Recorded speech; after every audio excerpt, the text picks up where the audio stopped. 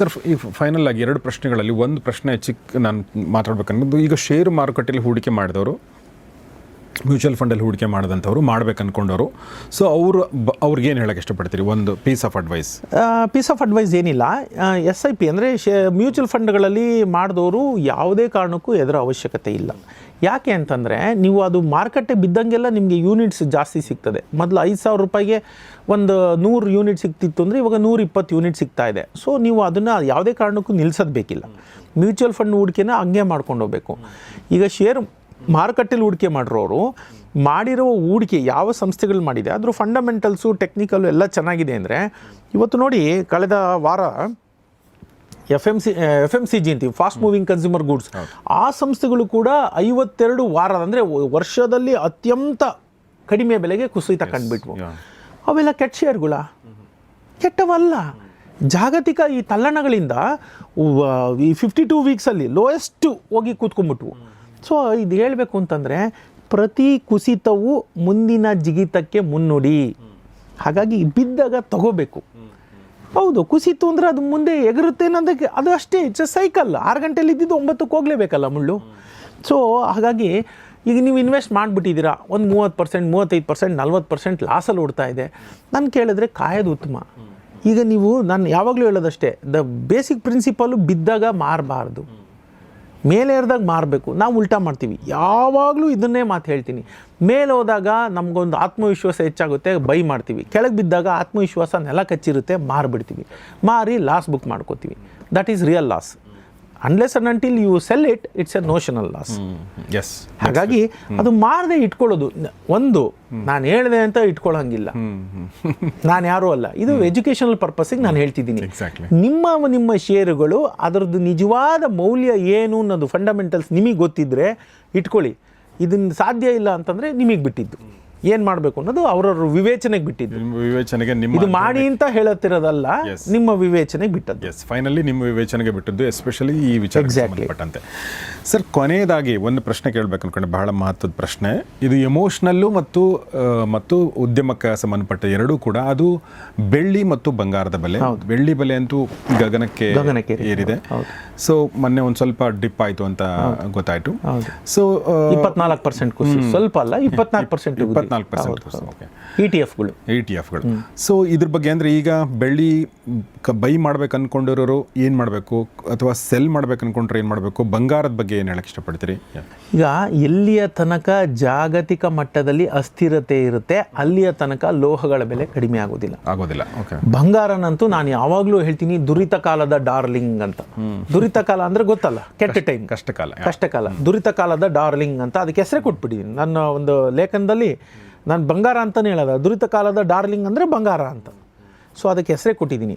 So ಇವಾಗ ಚಿನ್ನದ ಮೇಲೆ ಬಂಗಾರದ ಮೇಲೆ ಹೂಡಿಕೆ ಮಾಡ್ಬೋದಾ, ಅದ್ರ ಮೇಲೆ ಹೂಡಿಕೆ ಮಾಡಿದ್ರೆ ಏನು, ಅದು ಇನ್ನೂ ಮೇಲೆ ಹೋಗುತ್ತಾ ಅನ್ನೋವಂಥ ಪ್ರಶ್ನೆಗಳು ಎಲ್ಲರ ಮುಂದೆ ಬಂದು ನಿಲ್ಲುತ್ತೆ. ನೋಡಿ, ವರ್ಷದ ಹಿಂದೆ ನೀವು ನೋಡಿದ್ರೆ 1 ಗ್ರಾಮ್ ಚಿನ್ನನ ಕೊಂಡ್ಕೊಳ್ಳೋಕ್ಕೆ ನಮಗೆ 100 ಗ್ರಾಮು ಬೆಳ್ಳಿ ಬೇಕಾಗ್ತಾಯಿತ್ತು. ರೇಷ್ಯೂ ಅದನ್ನ ಗೋಲ್ಡ್ ಟು ಸಿಲ್ವರ್ ರೇಷ್ಯೂ ಅಂತ ಕರಿತೀವಿ. ಇದನ್ನು ಗಮನಿಸಿ, ಯಾರೇ ಆಯಿತು ಖರೀದಿಗೆ ಮುಂಚೆ ಇದು ಅತ್ಯಂತ ಇಂಪಾರ್ಟೆಂಟ್. ಅಂದರೆ ಜನಕ್ಕೆ ಗೊತ್ತಾಗಲ್ಲ. ಅಂದರೆ 1 ಗ್ರಾಮ್ ಚಿನ್ನ ಕೊಂಡ್ಕೊಳ್ಳೋಕ್ಕೆ 100 ಗ್ರಾಮು ಬೆಳ್ಳಿ ಬೇಕಾಗ್ತಿತ್ತು ಮೌಲ್ಯ. ಇವತ್ತಿಗೆ 50 ಗ್ರಾಮ್ ಬೆಳ್ಳಿ ಸಾಕು. ಅಂದರೆ ಯಾವ ಮಟ್ಟದಲ್ಲಿ ಬೆಳ್ಳಿ ಗ್ಯಾಪ್ನ ಫಿಲ್ ಮಾಡ್ಕೋತು ನೋಡಿ. ಅರ್ಥ ಆಯ್ತಾ? ಸೊ ಅದು 50ಕ್ಕಿಂತ ಕೆಳಗಡೆ ಹೋಗಿದ ತಕ್ಷಣ ಅದು ಕಾಸ್ಟ್ಲಿ ಆಗೋಯ್ತು. ಬೆಳ್ಳಿ ಅದು ಆಲ್ ಟೈಮ್ ಹೈ ಇವತ್ತು. ತನ್ನ ಇತಿಹಾಸದಲ್ಲೇ ಈ ಮಟ್ಟದ ಬೆಲೆನ ಕಂಡೇ ಇರಲಿಲ್ಲ ಅದು. ಸೊ 50 ಗ್ರಾಮ್ಗಿಂತ ಕಡಿಮೆ ಆಗಿದ ತಕ್ಷಣ ಮೊನ್ನೆ 24% ಯಾಕೆ ಬಿತ್ತು? ಯಾಕೆಂದರೆ ಜನ ಪ್ರಾಫಿಟ್ ಬುಕ್ ಮಾಡ್ತಾರೆ. ಯಾರ್ಯಾರು ಇನ್ವೆಸ್ಟರ್ಸ್ ಇರ್ತಾರೆ ಅವ್ರ ರೇಷ್ಯೋ ನೋಡ್ತಾರೆ. ಈ ಕಾಮನ್ ಮ್ಯಾನ್ಗೆ ಗೊತ್ತಾಗಲ್ಲ. ಅವ್ನು ಸುಮ್ಮನೆ ಮೇಲೆ ಹೋಗ್ತಿದೆ ತಗೋ, ಯಾತಕ್ಕೆ ಏನೂ ಗೊತ್ತಿಲ್ಲ ಅವ್ರಿಗೆ. ಇಲ್ಲಿ ನಾನು ಹೇಳ್ತೀನಲ್ಲ, ಯಾವಾಗಲೂ ಅಷ್ಟೇ, ಆಟದ ನಿಯಮಾವಳಿಗಳು ಗೊತ್ತಿರಲ್ಲ. ನಿಯಮಾವಳಿ ಏನು ಹೇಳುತ್ತೆ ಅಂದರೆ 50 ಗ್ರಾಮ್ಗಿಂತ ಅಂದರೆ ಗೋಲ್ಡ್ ಟು ಸಿಲ್ವರ್ ರೇಷ್ಯೂ ಏನಿದೆ, 1 ಗ್ರಾಮು ಚಿನ್ನ ತಗೊಳ್ಳೋಕ್ಕೆ, ಮತ್ತೆ ಹೇಳ್ತೀನಿ 50 ಗ್ರಾಮ್ ಬೆಳ್ಳಿ ಸಾಕಿವತ್ತು. 100 ಇದ್ದಿದ್ದು ವರ್ಷದ ಕೆಳಗಡೆ ಎಷ್ಟು ಗ್ಯಾಪ್ ಫಿಲ್ ಮಾಡ್ತು ನೋಡಿ, ಎಷ್ಟು ಫಾಸ್ಟಾಗಿ 50%. ಅದಿನ್ನು 40ಕ್ಕೂ ಬಂದುಬಿಟ್ಟಿತ್ತು. ಸೊ ಅವಾಗೇನು ಮಾಡ್ತಾರೆ ಜನ, ಅಯ್ಯೋ ಇದು ಇನ್ನೂ ಪೀಕ್ ಹೋಯ್ತು ಅಂಥೇಳಿ they start booking the profit. Investors ಯಾರಿರ್ತಾರೆ ಬೆಳ್ಳಿ ಮೇಲೆ ಹಾಕಿರೋರು. ಬಟ್ ನಾವು ಇದನ್ನು ಬೆಳ್ಳಿನ ಕೇವಲ ಟ್ರೇಡಿಂಗ್ ಮೂಲಕ ಹಣ ಮಾಡುವಂತಹ ಒಂದು ಲೋಹ ಅಂತ ನೋಡದೆ ನಾವು ಅದನ್ನು ಅದಕ್ಕಿಂತ ದೊಡ್ಡ ಮಟ್ಟದಲ್ಲಿ ನೋಡೋದಾದರೆ ಇದು ಇವತ್ತು ಎಲ್ಲದರಲ್ಲೂ ಬೇಕು. ನಮ್ಮ ಮೊಬೈಲ್ ಫೋನ್ಸ್ ಇರ್ಬೋದು, ಚಿಪ್ಸ್ ಇರ್ಬೋದು, ಸೌರ ಪ್ಯಾನಲ್ಗಳೇನು ಬರುತ್ತಲ್ಲ ಅದ್ರಿರ್ಬೋದು, ಎಲ್ಲದರಲ್ಲೂ ವೆಹಿಕಲ್ಸ್, ಹೌದು, ಎಲೆಕ್ಟ್ರಿಕ್ EV ವೆಹಿಕಲ್ಸು. ಸೊ ಎಲ್ಲದರಲ್ಲೂ ಇಂಥ ಪದಾರ್ಥಗಳಲ್ಲಿ ಬೆಳ್ಳಿಯ ಬೇಡಿಕೆ ಹೆಚ್ಚಾಗ್ತಾ ಇದೆ. ಬೆಳ್ಳಿನ ನಾವು ಸುಮ್ಮನೆ ಉತ್ಪತ್ತಿ ಮಾಡೋಕ್ಕಾಗಲ್ಲ, ಪ್ರಿಂಟ್ ಮಾಡೋಕ್ಕಾಗಲ್ಲ, ಅದ್ರ ಬೇಡಿಕೆ ತುಂಬ ಹೆಚ್ಚಾಗ್ತಿದೆ. ಹಾಗಾಗಿ ಇವತ್ತು ಜಾಸ್ತಿ ಎನ್ಸಿದ್ರೂ ತೊಗೊಂಡಿಟ್ಕೊಂಡ್ರೆ ಆವಾಗ ಏನಾಗುತ್ತೆ, ಈ ರೇಷಿಯೋ ಆಗ ನೀವೇ ಹೇಳಿದ್ರಿ ನೋಡಬೇಕು ಅಂತ ಕೆಲವೊಂದು ಸರ್ತಿ ಅವೆಲ್ಲ ಲೆಕ್ಕಾಚಾರ ಒಟ್ಟೋಗುತ್ತೆ. ಯಾಕಂದರೆ real demand super seeds everything else. ಹಾಗಾದಾಗ ಏಪ್ರಿಲ್ ಮೇ ಅಷ್ಟೊತ್ತಿಗೆ ಆ ಗೋಲ್ಡ್ ಟು ಸಿಲ್ವರ್ ರೇಷಿಯೋ ಇನ್ನಷ್ಟು ಸನಿಹ ಆಗ್ತಾ ಬರುತ್ತೆ. ಸೊ ಬೆಳ್ಳಿಯ ಬೆಲೆ ಇನ್ನಷ್ಟು ಮೇಲೋಗೋ ಸಾಧ್ಯತೆಗಳು ಖಂಡಿತ ಇದೆ. ಅದನ್ನು ಬೆಳ್ಳಿ ಮೇಲೆ ಹಣ ಹಾಕಿಟ್ಕೋಬೋದು. ಮತ್ತು ಕೂಡ ಇದು ಹೇಳ್ತೀನಿ, ನಾನು ಹೇಳಿದೆ ಅಂತ ಯಾರೂ ಮಾಡೋಂಗಿಲ್ಲ.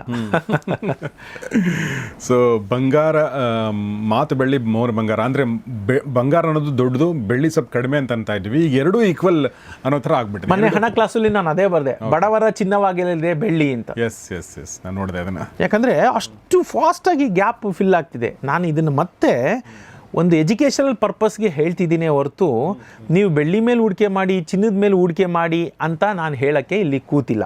ಎಸ್ ನಾವು ಯಾರು ಕೂತಿಲ್ಲ. ಎಜುಕೇಷನಲ್ ಪರ್ಪಸ್ ಅವರ ಅನುಭವ. ಹೌದೌದು, ನಾನು ಮಾಡಿದ್ದೀನಿ. ನೀವು ಮಾಡಬೇಕು ಅಂತ ಹೇಳ್ತೀನ, ಖಂಡಿತ ನಾನು ಹೇಳಲ್ಲ. ಅದು ನಿಮ್ಮ ವಿವೇಚನೆಗೆ ಬಿಟ್ಟಿದ್ದು. ನಿಮ್ಮ ಅಧ್ಯಯನ, ನಿಮ್ಮ ಅಭ್ಯಾಸ, ನಿಮ್ಮ ಮೆಂಟೋರ್ಸ್, ಎಕ್ಸಾಕ್ಟ್ಲಿ. ಓಕೆ, ನಿಮ್ಮ ಅವಶ್ಯಕತೆಗಳು, ನಿಮ್ಮ ಅನಿವಾರ್ಯತೆಗಳು ಎಲ್ಲದರ ಮೇಲೆ ಡಿಪೆಂಡ್ ಆಗಿದೆ. ಹೌದು, ಯಾರೋ ಮಾಡಿದ್ರು ಅಂತ ನಾವು ಮಾಡಂಗಿಲ್ಲ. ಎಸ್. ಸೊ ಹಾಗೆ ನಾವು ಸುಮಾರು ವಿಚಾರಗಳನ್ನ ರಂಗಸ್ವಾಮಿ ಸರ್ ಜೊತೆ ಮಾತಾಡಿದ್ವಿ. ಈಗ ಕೊನೆಯದಾಗಿ ಒಂದು ಕುತೂಹಲ ಅಂದರೆ ಹೊಸ ಪುಸ್ತಕ ಯಾವಾಗ ಬರ್ತಾ ಇದೆ? ಹೊಸ ಪುಸ್ತಕ ಆಗಲೇ ಕೊಟ್ಟಾಗಿದೆ. ಓಕೆ, ಅದು ಇನ್ನೇನು ಸದ್ಯದಲ್ಲೇ ಐ ಥಿಂಕ್ ಮುಂದಿನ ವಾರನೋ ಅಥವಾ ಅದ್ರ ಮುಂದಿನ ವಾರನೋ ಮತ್ತೆ ನಿಮ್ಮನ್ನ ನೋಡಕ್ಕೆ ನಾನು ಬಂದೇ ಬರ್ತೀನಿ.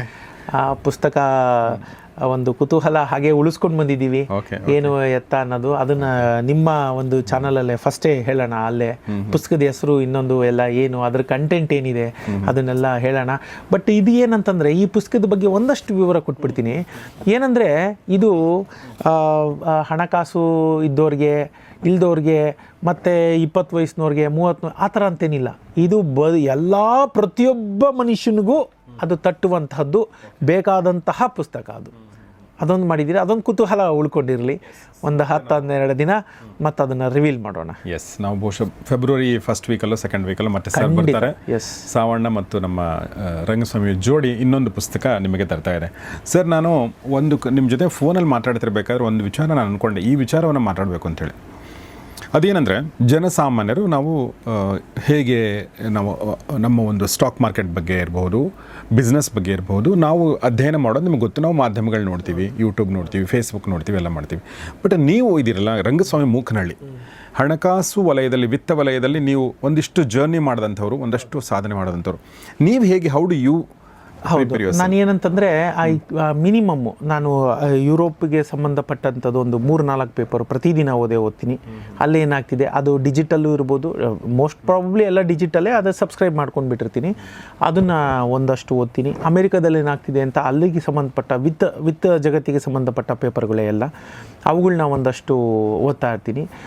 ಮೂಲಭೂತವಾಗಿ ಜಪಾನು ಮತ್ತು ಹಾಂಗ್ಕಾಂಗು. ಈಗ ಯಾವ್ಯಾವುದು ನಮ್ಮ ಫೈನಾನ್ಷಿಯಲ್ ಹಬ್ ಅಂತೀವಿ, ಯುರೋಪಿಯನ್ ಯೂನಿಯನ್ ಅಂದರೆ ಇಂಗ್ಲೆಂಡ್ ಇರ್ಬೋದು ಅಥವಾ ರೆಸ್ಟ್ ಆಫ್ ದ ಯುರೋಪ್ ಇರ್ಬೋದು, ಅಲ್ಲೆಲ್ಲ ಆಗೋದ್ರದನ್ನು ನೋಡ್ತಾ ಇದ್ದರೆ ಇದು ಹೇಗೆ ಅಂದರೆ ಒಂದು ಅಲೆ ಇದ್ದ ಹಾಗೆ. 2007ರಲ್ಲಿ ಲೀಮನ್ ಬ್ರದರ್ ಕುಸಿತ ಆಯಿತು ಅಮೇರಿಕಾದಲ್ಲಿ, ಆಯಿತಾ? ಅದು ಗೊತ್ತಾಯ್ತು. ಅದು ಅವತ್ತಿಗೆ ಒಂದೇ ದಿನದಲ್ಲಾಗಿಲ್ಲ, ಅಲ್ಲಾಗಲೇ ಅದು ಗೆದ್ದಲ ಥರ 2004-2005 ಅಲ್ಲಿ ಒಂದು ಕುಸಿತ ಶುರುವಾಗಿರುತ್ತೆ. ಅಚಾನಕ್ಕಾಗಿ ಆರೋಗ್ಯ ಕೆಡೋದಿಲ್ಲ ನಮಗೆ, ಅದು ನಮ್ಗೆ ಏನೋ ಕೊಟ್ಟಿರುತ್ತೆ. ನಮಗೆ ಉದಾಹರಣೆ ತಗೊಳ್ಳೋಣ, ಏನೋ ಕೊಡ್ತಾ ಇರುತ್ತೆ, ಕೈ ನೋವು ಇರುತ್ತೆ, ಕಾಲು ನೋವು ಇರುತ್ತೆ, ಕಿವಿಗೆ ಏನೋ ಇರಿಟೇಷನ್ ಆಗ್ತಿರುತ್ತೆ, ಏನೋ ಒಂದು ಕೊಡ್ತಿರುತ್ತೆ, ನಾವು ಇಗ್ನೋರ್ ಮಾಡ್ತಾ ಹೋಗ್ತೀವಿ. ಅದೊಂದಿನ ನಾವು ಫೇಲ್ಯೂರ್, ಬಾಡಿ ದೊಡ್ಡದಾಗಿ ಬಿದ್ದಾಗಲೇ ನಾವು ಆಸ್ಪತ್ರೆಗೆ ಹೋಗೋದು. ಹಾಗೆ ಲೀಮನ್ ಬ್ರದರು 2007ರಲ್ಲಿ ಕುಸಿತ ಕಾಣಕ್ಕೆ ಮುಂಚೆಯಿಂದನೇ ಒಂದಷ್ಟು ಸಿಂಪ್ಟಮ್ಸು ಅದು ಕೊಡ್ತಾ ಇತ್ತು, ಇಗ್ನೋರ್ ಮಾಡ್ತಾ ಬಂದರು. ಯಾಕಂದರೆ ಬುಷು ಈಚೆ ಹೋಗ್ಬೇಕಾಗಿತ್ತಲ್ಲ, ಸೊ ಅದನ್ನೆಲ್ಲ ಮುಚ್ಚಾಕಿಟ್ಟಿದ್ರು. ಬುಷ್ ಇವರಿದ್ದಾರಲ್ಲ ಜೂನಿಯರ್, ಅವ್ರು ಹೋಗೋಕ್ಕೆ ಮುಂಚೆ ಇದೆಲ್ಲ ಆಯಿತು. ಅವ್ರು ಹೋಗಕ್ಕೆ ಒಂದು 2-3 ತಿಂಗಳು ಅಥವಾ ಆ ಟೈಮಲ್ಲೇ ಅದು ಕುಸಿತ, ಅಥವಾ 2-3 ತಿಂಗಳಾದಮೇಲೆ ಕುಸಿತ ಕಂಡುಬಿಡ್ತು. ಸೊ ಆ ಟೈಮಲ್ಲೇ ನನಗೆ ಗೊತ್ತಾಗಿತ್ತು ಇದು ಹತ್ತಿರ ಇದೆ, ಯುರೋಪಿಗೆ ಬರುತ್ತೆ ಅಂತ. ನೋಡಿ 2 ವರ್ಷ ಹಿಡಿತು. 2009ರಲ್ಲಿ ಯುರೋಪು ಕುಸಿತ ಕಾಣ್ತು. 2 ವರ್ಷ ಆದ್ಮೇಲೆ ಅಲ್ಲಿಗೆ ಬಂತ. ಹೌದು, ಅದು ಹೆಂಗೆ ಅಂದರೆ ಅಲೆಗಳಿದ್ದ ಹಾಗೆ ಅಲ್ವಾ. ಈಗ ಸಮುದ್ರದ ಅಲೆಗಳಿದೆಯಲ್ಲ, ಇಲ್ಲಿ ಎದ್ದಳ್ತು ಅಂದರೆ ನೆಕ್ಸ್ಟ್ ಇಲ್ಲಿ ಹಿಂಗಾಗುತ್ತೆ, ಅದು ಹಿಂಗೆ ಬರುತ್ತೆ. ನಮ್ಮ ಹತ್ರ ನಾವು ಎಷ್ಟು ಡಿಸ್ಟೆನ್ಸ್ ಇದ್ದೀವಿ ಅಂದ್ಕೊಂಡ್ರೆ ಅದಕ್ಕೆ ಎಷ್ಟು ಬರೋಕ್ಕೆ ಟೈಮ್ ನೀವು ಲೆಕ್ಕ ಹಾಕ್ಬೋದಲ್ಲ. ಎಷ್ಟೊತ್ತಾಗುತ್ತೆ ಆ ಅಲೆಗಳು ಹಿಂಗೆ ಅನ್ಕೊಂಡು ಬರೋ ಅಷ್ಟರಲ್ಲಿ. ಹಾಗೆ ಅಲ್ಲೆಲ್ಲೋ ಏನೋ ಆಗಿದ್ದು. ಇವತ್ತು ಜಗತ್ತನ್ನು ನೀವು ವಿತ್ತ ಜಗತ್ತು ಅಂತ ನಾನು ಅದಕ್ಕೆ ಹೇಳೋದು. It's one. ಎಲ್ಲೋ ಏನೋ ಆದರೆ ನಮಗೇನು ಅನ್ನೋ ಥರ ಇವತ್ತು ಇಲ್ಲವೇ ಇಲ್ಲ ಅಲ್ವಾ. ಸೊ ಅದು 2009 ಅಲ್ಲಿ ಹೊಡಿತು. ಸೊ ಅದು ಭಾರತಕ್ಕೆ ಬರೋ ಅಷ್ಟರಲ್ಲೇ 2011, 12, 13ರಲ್ಲಿ ಇಲ್ಲೂ ಎಲ್ಲ ಒಂದಷ್ಟು ಕುಸಿತ ಕಾಣ್ತು. ಇನ್ನು ಯುರೋಪು, ಅಮೇರಿಕ ಎಲ್ಲ ಪೂರ್ಣ ಪ್ರಮಾಣದಲ್ಲಿ ಅದು ಚೇತರಿಕೆನೇ ಕಾಣಲಿಲ್ಲ. ಒಂದಾದಮೇಲೆ ಒಂದು ಸ್ವಲ್ಪ ಏನೋ ಆಗ್ತಿತ್ತು, ಅಷ್ಟರಲ್ಲಾಗಲೇ ಕೊರೋನಾ ಬಂತು, ಹೀಗೆ ಆಳ್ತೆ ಬಂತು. ಸೊ ನೀವು ಅದನ್ನು 10 ಕಡೆ ನೋಡ್ತಾ ಇದ್ದರೆ ಅದರದ್ದು ಎಫೆಕ್ಟ್ ನಮ್ಮ ಮೇಲೇನಾಗ್ಬೋದು, ಭಾರತದ ಮೇಲೆ ಏನಾಗ್ಬೋದು ಅನ್ನೋವಂಥದ್ದು ಒಂದು ಐಡಿಯಾ ಬಂದುಬಿಡುತ್ತೆ. ಸೊ ನಾನು ಇಷ್ಟೇ ಹೇಳೋದು, ಒಬ್ಬ ಇನ್ವೆಸ್ಟರ್ ಆಗೋನು, ಒಬ್ಬ ಟ್ರೇಡರ್ ಆಗೋನು, ನಾನು ಗೋಲ್ಡ್ ಮೇಲೆ ಹಾಕ್ಬಿಟ್ಟಿದ್ದೀನಿ, ಚಿನ್ನದ ಮೇಲೆ ಹಾಕ್ಬಿಟ್ಟು ಸುಮ್ಮನೆ ಕೂತ್ಕೊಳ್ಳೋಕ್ಕಾಗಲ್ಲ. ಆ ಚಿನ್ನನ ಮತ್ತು ಆ ಬೆಳ್ಳಿನ 10 ಕಾರಣಗಳು ಇನ್ಫ್ಲೂಯೆನ್ಸ್ ಮಾಡ್ತಾ ಇರ್ತದೆ. ಅದ್ರ ಕುಸಿತ ಇರ್ಬೋದು, ಅದ್ರದ್ದು ಏರಿಕೆ ಇರ್ಬೋದು. ಅದೇನು ಅಂಶಗಳಾಗ್ತವೆ ಇವತ್ತೇನಂತಂದರೆ ಜಗತ್ತೇ ಒಂದು ಚದುರಂಗದ ಆಟ ಇದ್ದ ಹಾಗಾಗೋಗಿದೆ. ಸೊ ಯಾವ ನೆಕ್ಸ್ಟ್ ಮೂವ್ ಇಡ್ತಾರೆ, ಆ ಮೂವ್ ಇಟ್ಟರೆ ನಮ್ದು ಯಾವ ಹಣ್ಣು ಅಥವಾ ಕಾಯಿ ಅವು ಹೋಗುತ್ತೆ. ಏನೋ ಮಾಡ್ತಾರೆ, ಮಾಡಿದ ತಕ್ಷಣ ಚೆಸ್ಸಲ್ಲಿ ನಾವೇನೂ ಮಾಡಲಿಲ್ಲ ಅಂದರೆ ಅದು ಯಾವುದೋ ಇನ್ನೊಂದನ್ನು ಹೊಡೆದಾಕ್ತಾರೆ ಅವರಲ್ವಾ. ಹಾಗೆ ನೆಕ್ಸ್ಟ್ ಮೂವ್ ಎಲ್ಲಿ ಎಫೆಕ್ಟ್ ಆಗಬಹುದು, ಇದನ್ನು ಕೌಂಟ್ರ್ ಮಾಡೋಕ್ಕೆ ನಾವೇನು ಮಾಡೋದು. ಅದು ಮಾಡಿದ್ರೆ ಭಾರತ ಏನು ಮಾಡುತ್ತೆ. ಈಗ ಭಾರತನೂ ಈಸ್ ಎ ಪ್ಲೇಯರ್. ಏನಾಯಿತು, ಜಗತ್ತಲ್ಲಿ ಒಬ್ಬ ಇಬ್ಬರು ಪ್ಲೇಯರ್ ಇದ್ದರೆ ಇವತ್ತು ಭಾರತ ಕೂಡ ಅತ್ಯಂತ ಪ್ರಮುಖ ಆಟಗಾರ. ಹಾಗಾಗಿ ಭಾರತ ಅದಕ್ಕೇನು ಸ್ಟೆಪ್ಸ್ ತೊಗೊಳುತ್ತೆ ಇದೆಲ್ಲ ನೋಡ್ತಿದ್ದಾಗ ನಿಮ್ಗೆ ಐಡಿಯಾ ಬರುತ್ತೆ. ಫಾರ್ ಎಕ್ಸಾಂಪಲ್ ಇವಾಗ ನೋಡಿ, ಈಗ ಇಷ್ಟು ದಿನದಿಂದನೇ ನಮ್ಗೆ ಗೊತ್ತಾಗ್ತಾ ಇತ್ತಲ್ವ. ಈಗ ಯಾರನ್ನ ಹೋಗಿ ಇವತ್ತು ನಾಳೆನೋ BMW ತೊಗೊಂಡ್ರೆ ಏನಂತೀರ ಅವ್ರಿಗೆ, ಏನಂತೀರ? ಸೊ ಅದು ಅಷ್ಟೇ, ನೀವು ನೋಡ್ತಾ ಇರಬೇಕು. ನೀವು ನೋಡ್ತಾ ಇದ್ರೆ ಒಂದು 10-15 ಲಕ್ಷ, ಒಂದು 25% ಉಳಿಸಿದ್ರು ನಿಮಗೆ 10 ಲಕ್ಷ ಉಳಿದು ಬಿಡುತ್ತಲ್ಲ ಅಲ್ವಾ. ಹಾಗಾಗಿ ನೀವು ನೋಡ್ತಾ ಇರಬೇಕು, ಎಲ್ಲೆಲ್ಲಿ ಏನೇನು ಬದಲಾವಣೆಗಳಾಗುತ್ತೆ ಅದನ್ನು ಗಮನಿಸ್ತಾ ಇರಬೇಕು. ಅದು ನಮಗೆ ಹೇಗೆ ಪರಿಣಾಮ ಬೀರ್ಬೋದು ಅನ್ನೋ ಎಚ್ಚರಿಕೆ ಸದಾ ಇರಬೇಕು. ನಾನು ಅದಕ್ಕೆ ಹೇಳ್ತೀನಿ, ಯಾ ಸುಪ್ತೇಶು ಜಾಗ್ರತ, ಮಲಗಿದ್ದರೂ ಎಚ್ಚರಾವಸ್ಥೆಯಲ್ಲಿರಬೇಕು ಅಂತ ಸಂಸ್ಕೃತದಲ್ಲಿ ಒಂದು ಹೇಳುತ್ತೆ. ಯಾ ಸುಪ್ತೇಶು ಜಾಗ್ರತ ಅಂತ, ಮಲಗಿದ್ದಾಗಲೂ ಎಚ್ಚರಾವಸ್ಥೆಯಲ್ಲಿರು ಅಂತ ಹೇಳುತ್ತೆ. ಅಷ್ಟೇ, ಅದು ಎಚ್ಚರಿಕೆ ಇರಬೇಕು. ಮೈ ಮರೆತು ನಾವು ಕೂರೋ ಹಾಗೇ ಇಲ್ಲ ಇವತ್ತಿನ ಕಾಲಘಟ್ಟದಲ್ಲಿ, ಅಷ್ಟೇ, ಇನ್ನೇನಿಲ್ಲ. ಸೊ ನಾವಂತೂ ನಿದ್ದೆ ಮಾಡ್ತಾ ಇದ್ದೀವಿ. ಸರ್ ಅದರ ಎಚ್ಚರ ಇದ್ದು ನಮಗೆ ಹೇಳ್ತಾ ಇದ್ದಾರೆ. ಹೀಗಾಗಿ ಅವ್ರ ಮಾತುಗಳನ್ನ ಕೇಳ್ತಾ ಇದ್ದರೆ ಅವರೊಂದು 100 ಮಾತುಗಳನ್ನ ಹೇಳಿದ್ರೆ ಅದರಲ್ಲಿ ನೀವು 5 ಮಾತುಗಳು ನಮಗೆ ಇನ್ಫ್ಲುಯೆನ್ಸ್ ಮಾಡ್ತವೆ. ಅಂದರೆ ಅದರಲ್ಲಿ 2 ಮಾತುಗಳು ನಮಗೆ ಯೂಸ್ ಆಗ್ತಾವೆ, ನಾವು ಇಂಪ್ಲಿಮೆಂಟ್ ಮಾಡಿದರೂ ಕೂಡ ನಮಗೆ ಅದು ದೊಡ್ಡ ಮಟ್ಟದ ಲಾಭ ತಂದು ಕೊಡುತ್ತೆ, ನನ್ನ ಒಂದು ಅನುಭವ. ಸೊ ವಿಡಿಯೋಗಳ ಮೂಲಕ ಮತ್ತು ಪುಸ್ತಕಗಳ ಮೂಲಕ ಎಲ್ಲ ನಿಮ್ಮನ್ನು ಹತ್ತಿರ ಆಗುವಂಥ ಮತ್ತು ನಮ್ಮನ್ನು ಎಜುಕೇಟ್ ಮಾಡುವಂಥ ಕೆಲಸವನ್ನು ನಿರಂತರವಾಗಿ ಮಾಡ್ತಾ ಇದ್ದಾರೆ. ನಾನು ಯಾವಾಗಲೂ ಅನ್ಕೋತಿರ್ತೀನಿ, ಇದು ಕಾಲ ಬದಲಾಗಿದೆ ಮತ್ತು ಎಲ್ಲರೂ ಕೂಡ ತಮ್ಮ ಲೈಫನ್ನು ಇಂಪ್ರೂವ್ ಮಾಡ್ಕೊಳ್ಳೋದು ಹೇಗೆ ಅಂತ ನೋಡ್ಕೊಳ್ತಾ ಇದ್ದಾರೆ. ಅದಕ್ಕೆ ಕಾರಣ ಈ ಥರದ ವ್ಯಕ್ತಿಗಳು. ಸೊ ಹೀಗಾಗಿ ಅವರ ಪುಸ್ತಕಗಳನ್ನ ಓದಿ, ಅವರ ವಿಡಿಯೋಗಳನ್ನ ನೋಡಿ ಮತ್ತು ಬೇಸ್ಡ್ ಆನ್ ದ್ಯಾಟ್ ಅಧ್ಯಯನ ನೀವು ನಿರ್ಧಾರಗಳನ್ನ ಕೈಗೊಳ್ಳಿ, ನಿಮ್ಮ ಜೀವನಕ್ಕೆ ಏನು ಬೇಕು ಅದನ್ನು. ಸೊ ಅಷ್ಟು ಹೇಳ್ತಾ ನಾನು ನಿಮ್ಮೆಲ್ಲರ ಪರವಾಗಿ ರಂಗಸ್ವಾಮಿ ಮುಖನಹಳ್ಳಿ ಸರ್ಗೆ ತುಂಬ ಧನ್ಯವಾದಗಳು ಹೇಳಿದ್ದೀನಿ ಸರ್. ತುಂಬ ನಮ್ಮ ಜೊತೆ ಎಷ್ಟೊತ್ತು. ಥ್ಯಾಂಕ್ ಯು, ನಮಸ್ಕಾರ, ಧನ್ಯವಾದ. Thank you very much. So ಸ್ನೇಹಿತರೆ, ಇದು ಹೊಸ ವರ್ಷಕ್ಕೆ ರಂಗಸ್ವಾಮಿ ಮುಖನಹಳ್ಳಿಯವರ ಮೊದಲ ವಿಡಿಯೋ. ದಯವಿಟ್ಟು ನಿಮ್ಮೆಲ್ಲ ಸ್ನೇಹಿತರೊಂದಿಗೆ ಶೇರ್ ಮಾಡಿ. ಸುಮಾರು 3-4 ವಿಚಾರಗಳ ಬಗ್ಗೆ ನಾವು ಮಾತಾಡಿದ್ದೀವಿ ಮತ್ತು ನಿಮ್ಮ ಅನಿಸಿಕೆಗಳನ್ನ ದಯವಿಟ್ಟು ಕಮೆಂಟ್ ಬಾಕ್ಸಲ್ಲಿ ತಿಳಿಸಿ. ಮತ್ತು ನೋಡ್ತಾರೆ ಗೌರಿಶಕ್ತಿ ಸ್ಟುಡಿಯೋ, ನೋಡ್ತಾರೆ ಮಹಾಮನಿ ಕಾರ್ಯಕ್ರಮ. ನಮಸ್ಕಾರ.